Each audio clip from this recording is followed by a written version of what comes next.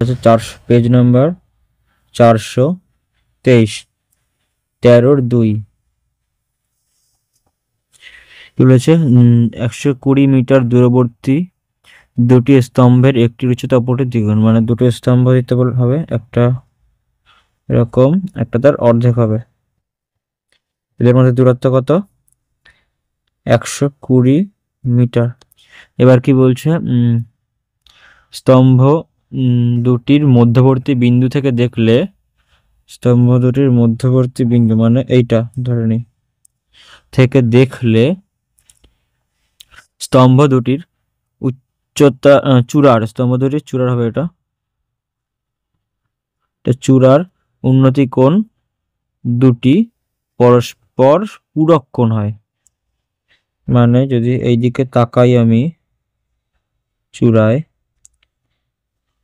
চূড়ার দিকে তাকালাম যে কোণ করলে উন্নতি কোণ, আর এইটার চূড়ার দিকে তাকালাম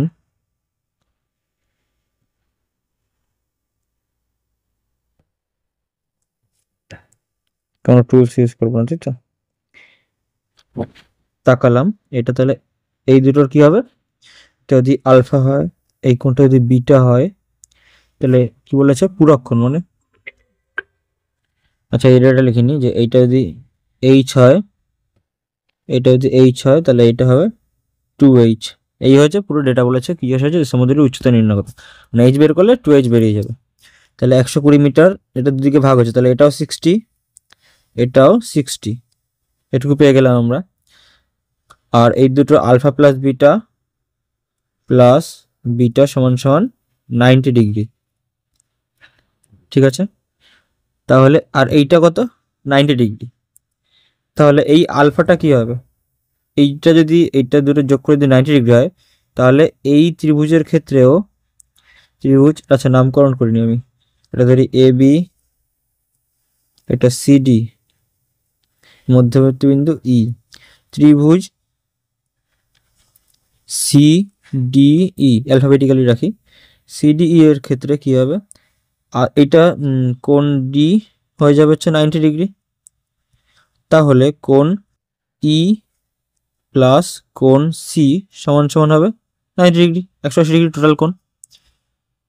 তাহলে আমরা যদি ই কে বলছি তাহলে বিটা, তাহলে সি কি হবে প্লাস কোণ সি সমান সমান 90 ডিগ্রি। আবার এদিকে কি বলছি প্রদত্ত কি আলফা প্লাস বিটা সমান সমান 90 ডিগ্রি, তার মানে এই সিটাও হবে, অতএব কি কোণ সি সমান সমান 90 মাইনাস বিটা সমান সমান আলফা, তার মানে এই কোণটা হয়ে গেল আলফা।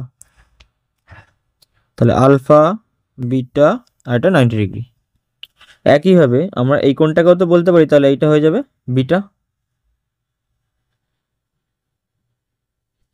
কেননা এটা 90 ডিগ্রি এইটা আলফা, তাহলে আর টোটালটা যোগ করে হবে 90 ডিগ্রি, তাহলে একটা এটা আলফা হলো এটা বিটা হয়ে যাবে।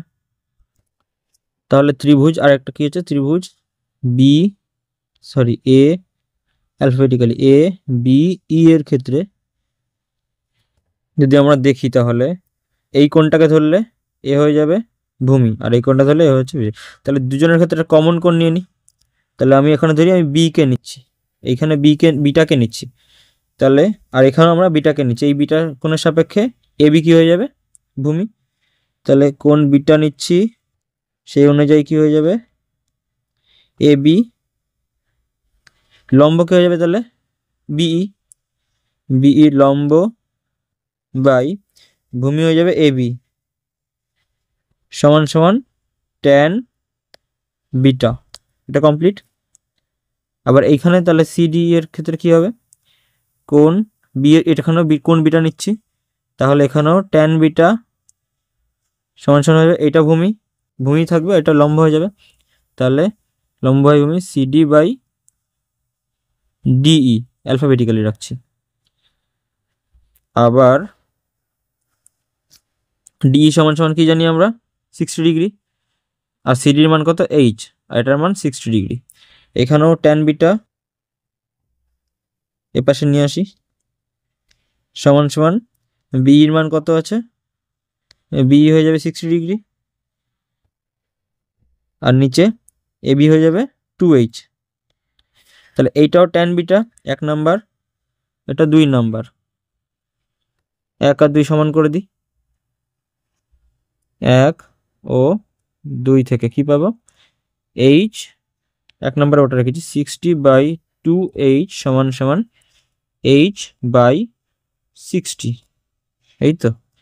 অর তাহলে h এক সাইডে নিয়ে যাই, 2h স্কোয়ার সমান সমান হয়ে যাবে 60 × 60, কোনাকুনি এইদিকে গুণ হলো আর এটাকে উপরে গুণ করলাম।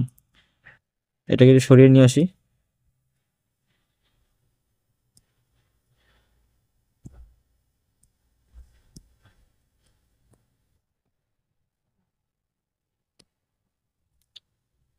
হুম,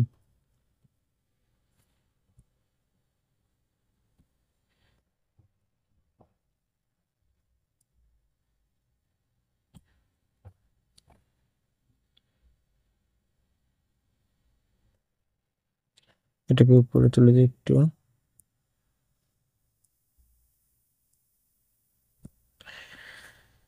হ্যাঁ ঠিক আছে, অনেক জায়গা হয়ে গেছে এবার আমাদের। এসি তাহলে 60 × 60, ওদিকে h সমান সমান কি হয়ে যাবে? তাহলে ওপাশে 60 × 60/2, গুণ ওপাশে ছিল ওপাশে ভাগ হয়ে গেল, সমান সমান কি হবে? 60/√2। উপর নিচে √2 দিয়ে গুণ করি, √2 নিচে নিচে 2 হয়ে যাচ্ছে, 2 কেটে 30 সমান সমান 30√2। h সমান সমান কি বলো? 30√2। তাহলে একটির উচ্চতা কত হলো? 30√2। তাহলে অপরটির উচ্চতা কত বেরোবে? একটি হলো 30√2, মিটারে আছে তো ওগুলো, হ্যাঁ মিটার। তাহলে আরেকটি হবে 2h সমান সমান হবে 60√2 মিটার। শেষ।